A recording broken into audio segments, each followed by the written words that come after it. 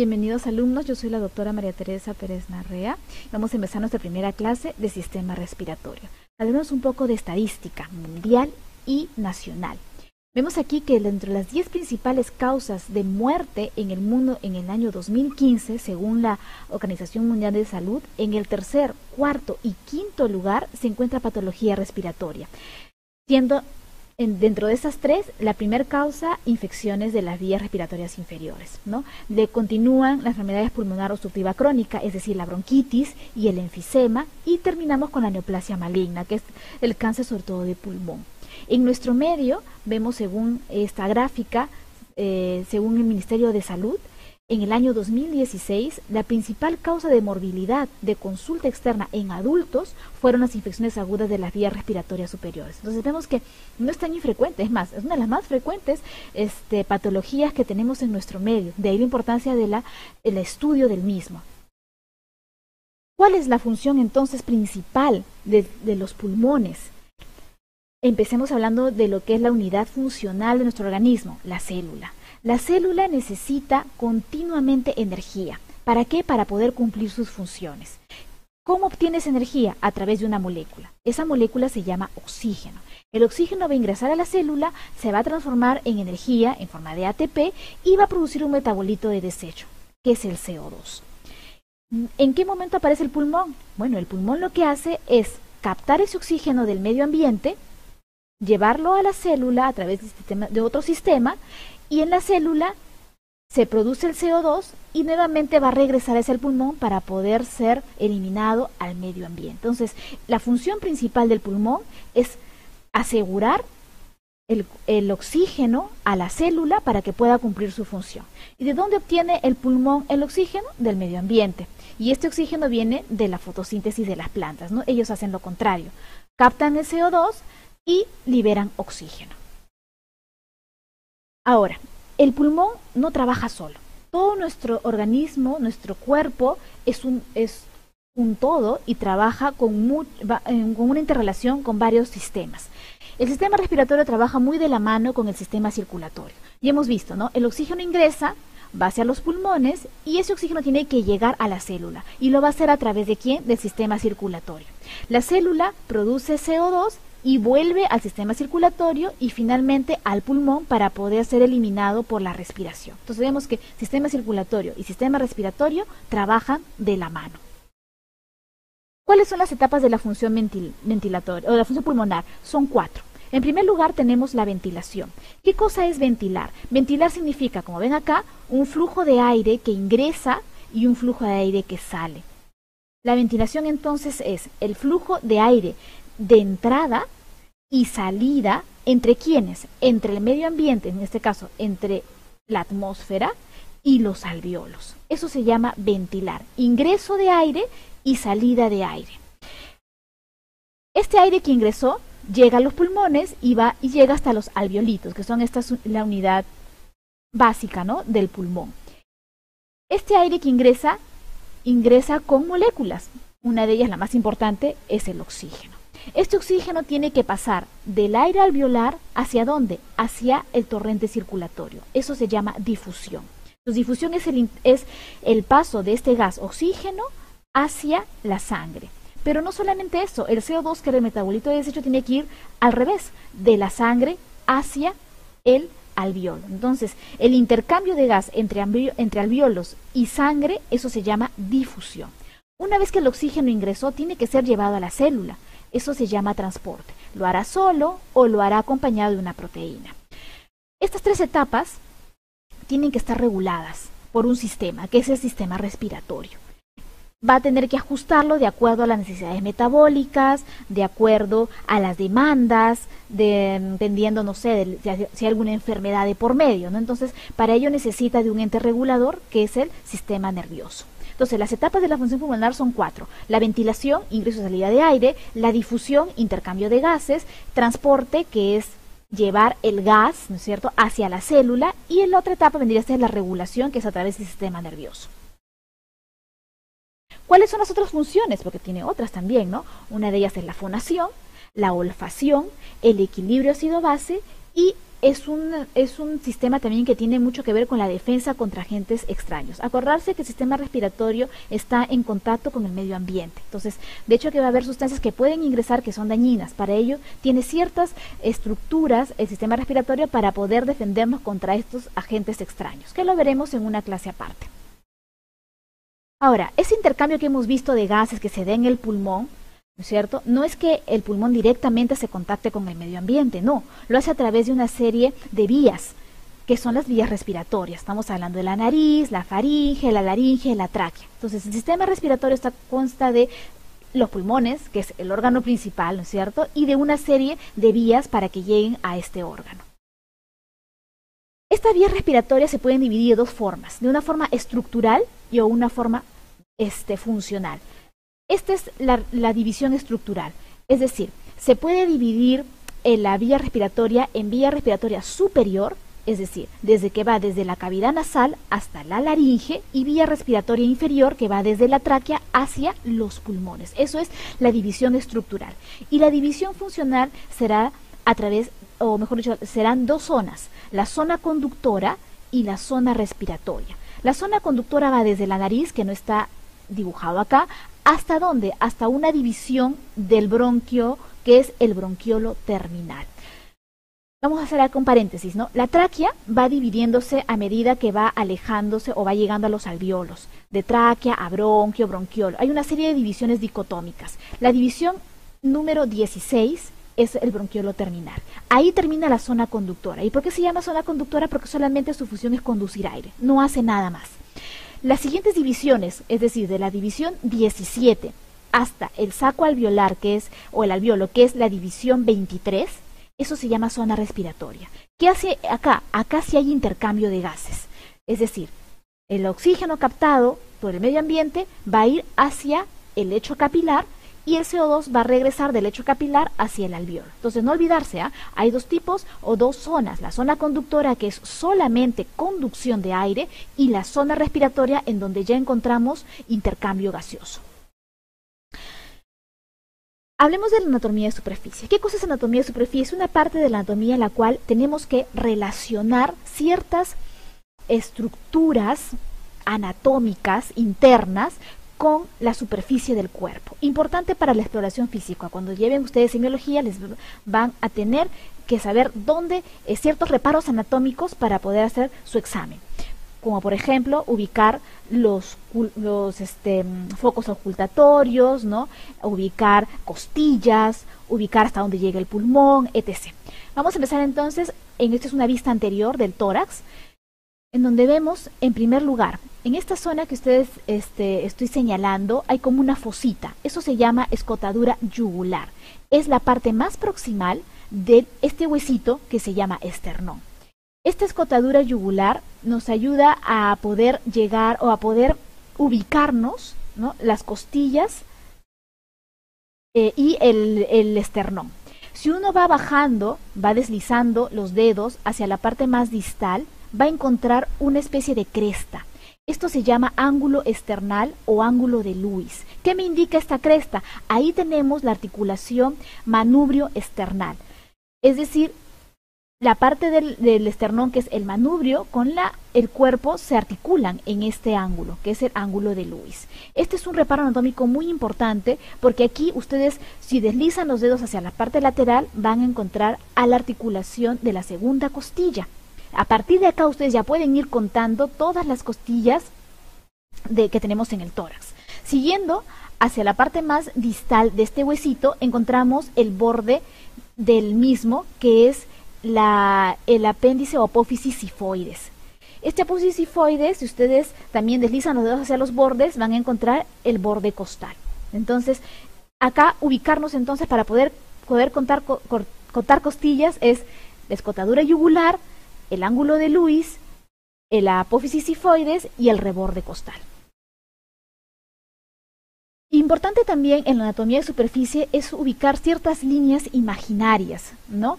Ahí tenemos en la vista anterior, tenemos dos líneas imaginarias. Si tú trazas una línea justo en la mitad del esternón, esa se llama línea anterior o línea medial anterior, mediana anterior.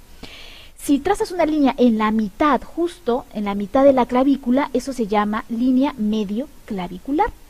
En la cara lateral del tórax encuentras la axila. En la axila tenemos el hueco de la axila. En la parte más anterior se llamará línea axilar anterior, en la parte más central línea medio axilar y en la parte posterior línea axilar posterior.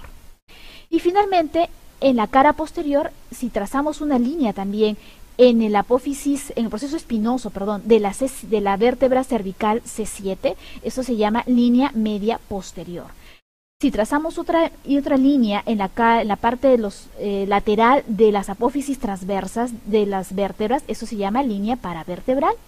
Y la línea imaginaria que cruza el ángulo inferior de la escápula, eso se llama línea escapular. Entonces, no olvidarse las líneas de la cara posterior, de la cara lateral y de la cara posterior.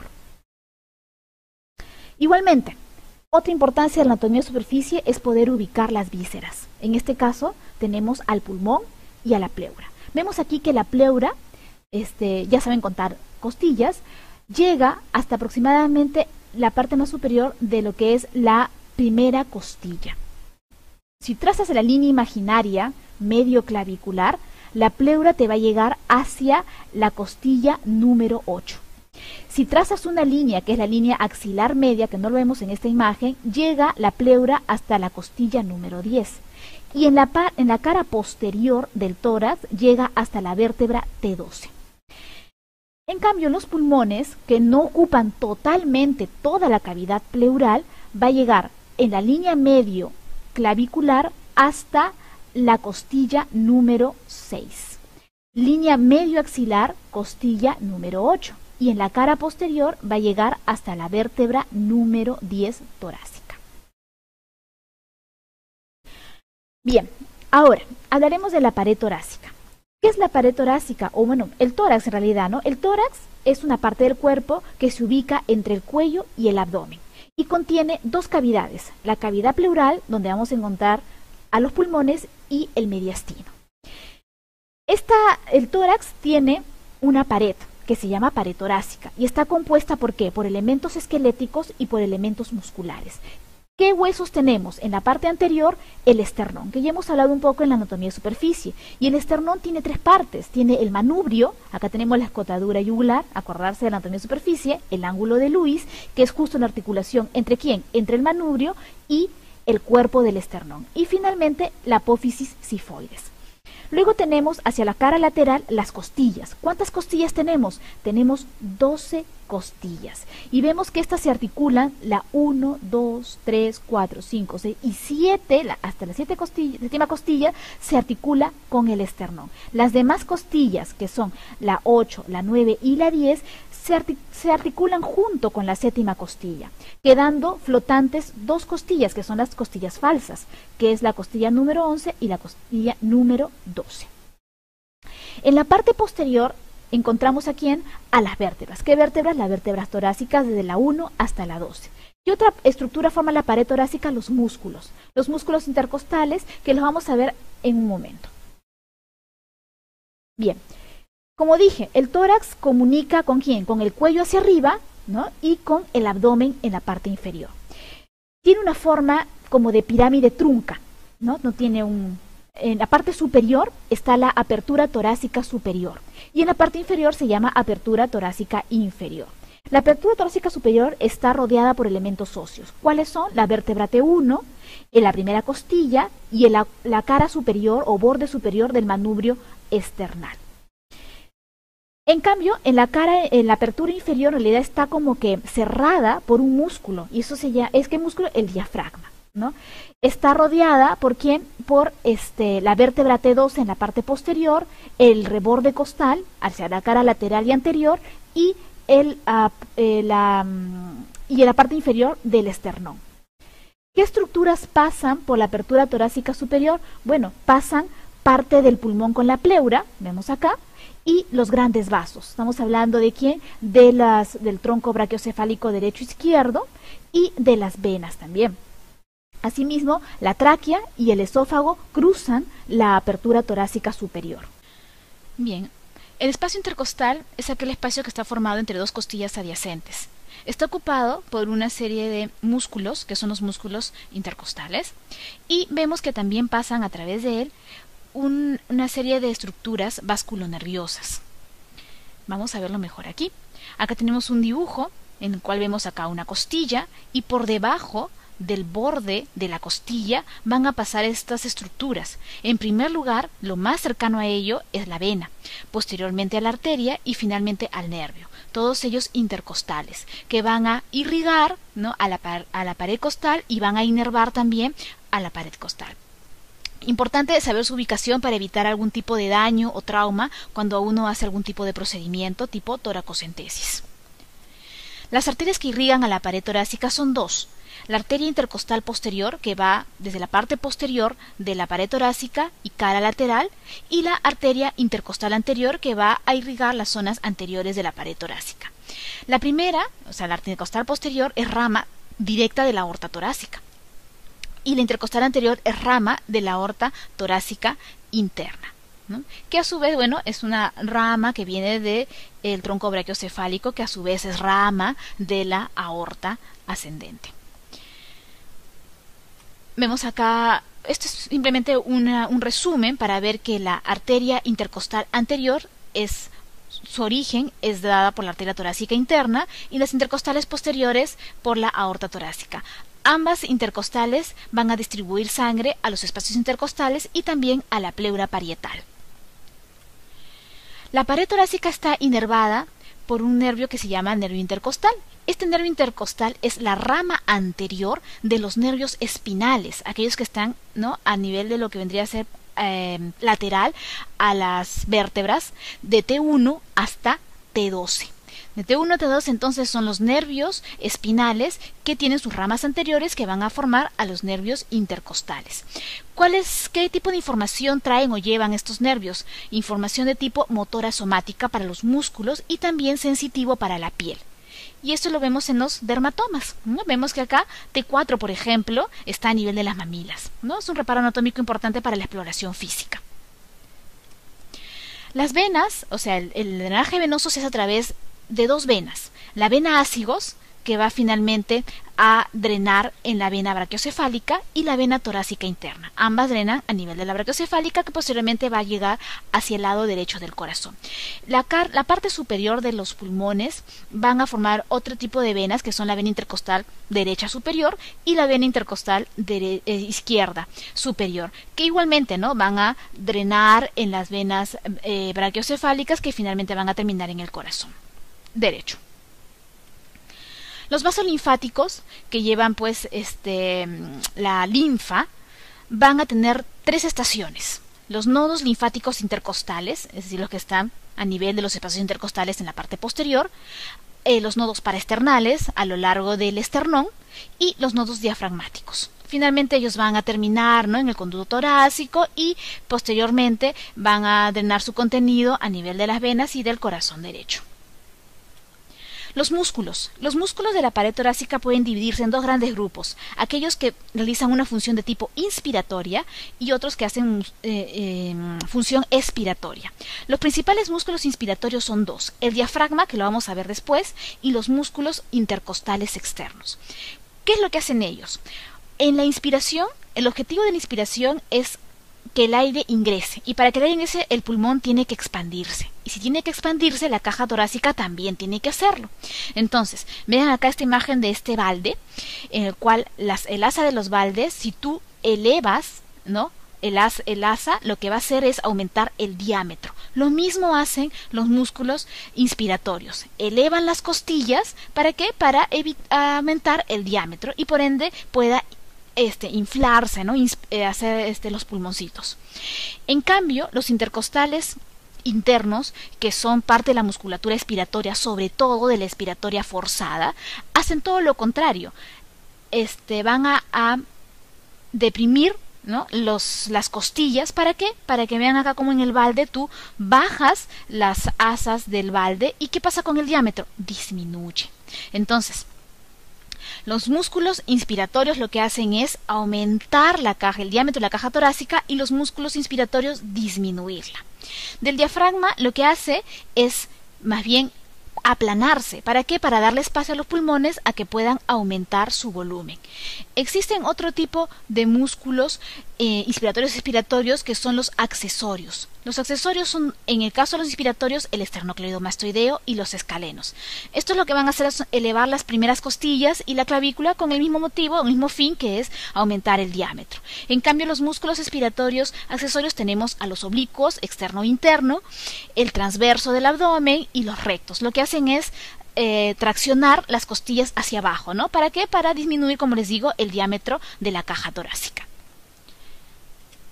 Es lo mismo, tenemos acá una persona que está inspirando. ¿Qué es lo que hace? El diafragma se aplana y las costillas se elevan. Con eso aumentas tu diámetro. Y los expiratorios hacen todo lo contrario. El diafragma regresa a su estado normal y los músculos lo que hacen es elevar las costillas, disminuir, las costillas, bajarlas para disminuir el diámetro de la caja torácica. Hablemos ahora del diafragma. El diafragma es el principal músculo inspiratorio que tenemos. Tiene dos partes, una parte muscular que es más periférica y una parte central que es tendinosa. En realidad es un órgano músculo tendinoso. Tiene una forma abombada en la parte superior, esto se llama cúpula. La cúpula diafragmática es un poco más elevada en el lado derecho gracias a que debajo de ello encontramos al hígado. El diafragma, acordarse que era el que cubría, ¿no? O tapaba la abertura torácica inferior, y con esto teníamos dividido al tórax del abdomen.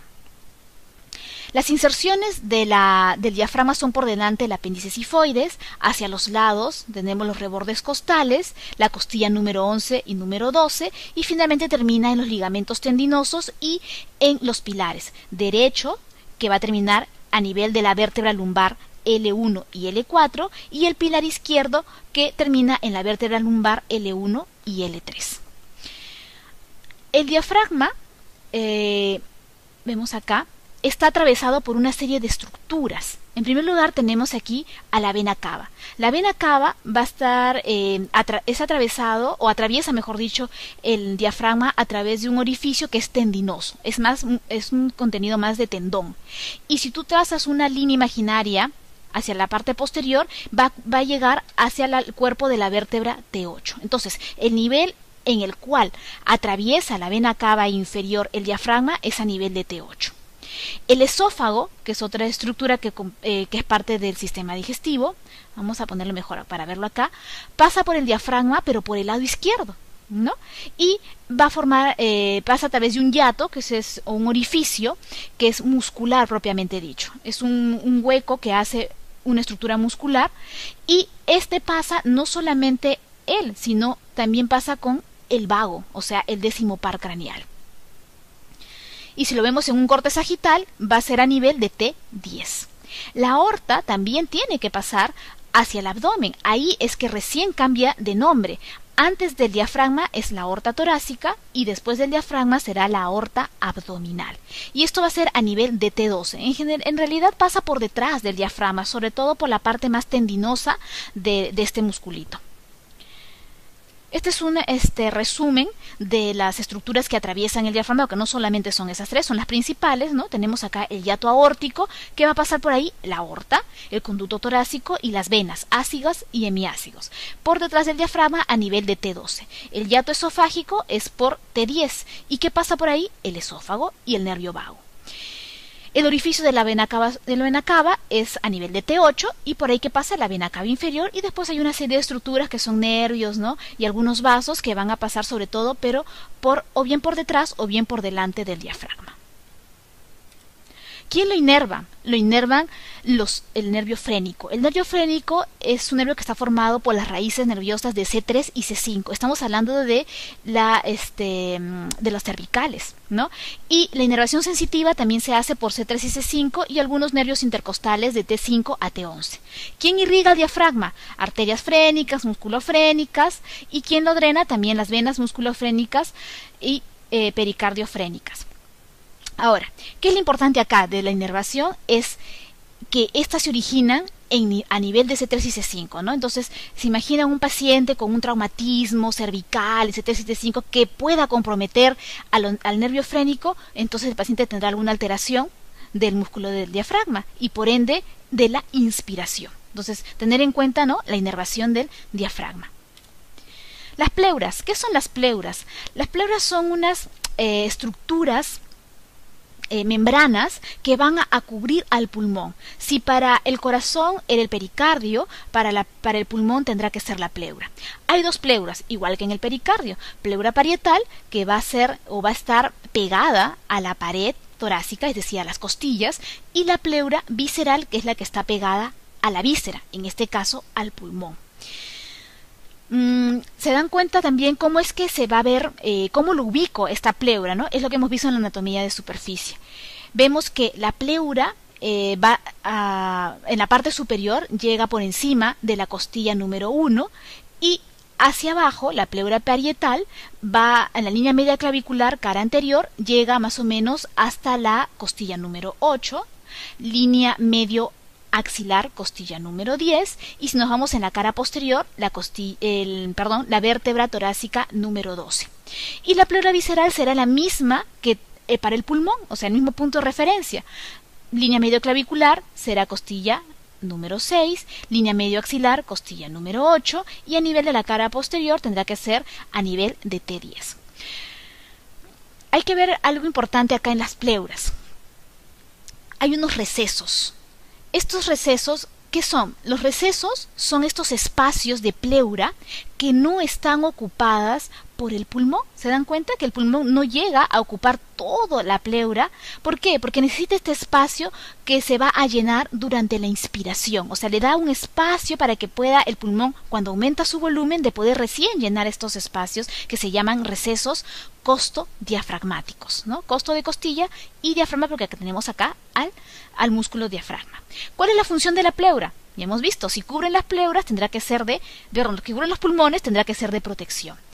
Y otra cosa, entre pleura parietal y pleura visceral encontramos un espacio. Este es el espacio pleural. Y dentro de este espacio pleural hay un líquido, el líquido pleural. Igual que sucede en el pericardio, ¿no es cierto? Hay un líquido pericárdico. ¿Cuál es la función de este líquido? Reducir la fricción entre las membranas. Acordarse que cubren un órgano que está moviéndose constantemente, se expande, ¿no es cierto? Entonces, ese aumento de volumen hace que también la pleura tenga que aumentar, tenga que moverse. Y para evitar la fricción, el roce entre ellas, tiene que haber un líquido, que es el líquido pleural. Es normal que tengamos líquido pleural. La irrigación de la pleura va a estar dada a través de las arterias intercostales, que ya hemos hablado, rama de la aorta torácica o rama de la torácica anterior. Y tenemos también las arterias bronquiales. Luego tenemos la inervación, que está dada por los nervios intercostales, pero esta inervación solamente es para una sola pleura, para la pleura parietal, es decir, la pleura que está pegada a las costillas. Esta pleura es la que duele. O sea, si hay una lesión, va a doler la pleura parietal. En cambio, la pleura visceral, la que está pegada al pulmón, carece de inervación somática, no duele. ¿Ok? Ahora, para culminar esta primera clase, una de las patologías que van a ustedes ver comúnmente en el caso del sistema respiratorio es el derrame pleural. O sea, es el acúmulo de líquido en el espacio pleural. No solamente líquido, puede ser también sangre, puede ser pus, puede ser el quilotórax, por ejemplo, que es líquido linfático. Entonces, para ello se utiliza un procedimiento que se llama toracocentesis. La toracocentesis tenemos que tener en cuenta los reparos anatómicos. En primer lugar, ver dónde vamos a insertar la aguja para poder extraer ese contenido que encontramos en el espacio pleural. Se tiene que insertar, ya sabemos por qué, por encima de la costilla, para evitar, ¿qué cosa? Para evitar el daño del paquete vasculonervioso. ¿Ya? Este tema lo vamos a andar un poquito más en la guía, en la práctica que vamos a tener esta semana, así que por favor revisen la teoría, revisen por favor la bibliografía, ¿no? Y sus guías. Espero les haya servido esta primera clase y nos estamos viendo en la segunda clase de respiratorio. Muchas gracias.